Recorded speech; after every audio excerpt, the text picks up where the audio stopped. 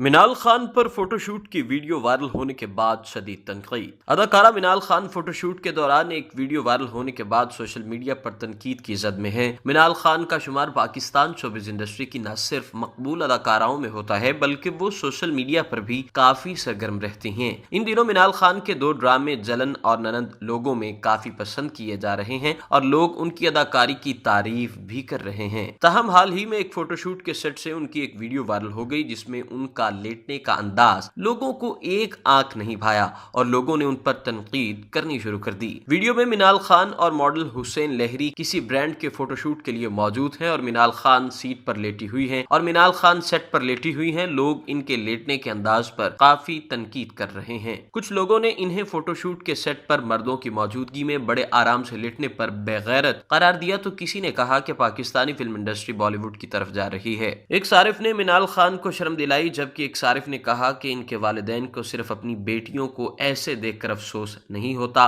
मिनाल खान की एक मद्दाह ने इन्हें इस अंदाज में देखकर अफसोस का इजहार करते हुए कहा कि इनसे ये उम्मीद नहीं थी। अगर आपने अभी तक हमारा चैनल सब्सक्राइब नहीं किया तो अभी सब्सक्राइब करें और बेल आइकॉन को क्लिक करके हमारी लेटेस्ट वीडियोस के बारे में अपडेट जानें।